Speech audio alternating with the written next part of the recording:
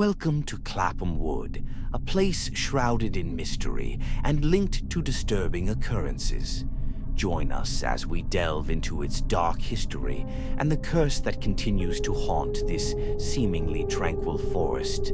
The small village of Clapham, on the outskirts of Worthing in West Sussex, is historically unremarkable, save for a brief mention in the Domesday Book. For centuries, it was just another quiet English settlement. That all changed in the 1970s and 80s when a series of mysterious deaths and unexplained incidents began to unravel its peace. The first tragedy unfolded in 1972 with the disappearance of police constable Peter Goldsmith. After finishing his shift, the former soldier changed into his running gear and set off for home, but he never arrived. A massive search involving helicopters and tracker dogs failed to locate him. 6 months later, his decomposed body was found along a path near Clapham Wood, an area that had been searched multiple times. Officers insisted the body wasn't there during their earlier sweeps, sparking suspicions that someone or something moved it later. 3 years later, another resident, Eon Foster, vanished after going for a walk in the woods. His body was found weeks later, yet it had decayed far beyond what was expected. The pattern repeated in 1981 when the naked corpse of Jill Matthews, a missing mental health patient, was discovered during a pheasant shoot. Like Foster, her body exhibited unnaturally advanced decomposition, and in a chilling twist, a letter from a tourist led authorities to the remains of Reverend Harry Snelling, missing for 3 years.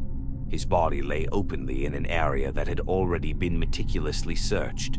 Locals believe the nearby Chanctonbury Ring, an Iron Age hill fort, holds dark secrets. Archaeological finds suggest it was used for Roman-era rituals, possibly involving witchcraft. Could ancient practices at this site have cursed the surrounding lands? Some theorize that modern incidents, including mysterious deaths and disappearances, are tied to these occult practices. During the 1970s, strange incidents involving animals added to Clapham Wood's dark reputation.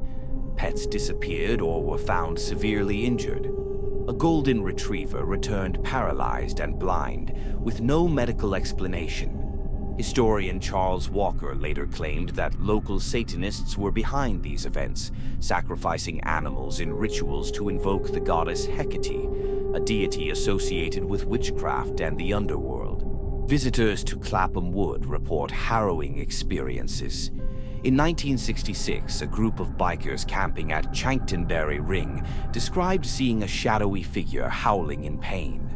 Approaching it caused them severe physical distress, forcing them to flee.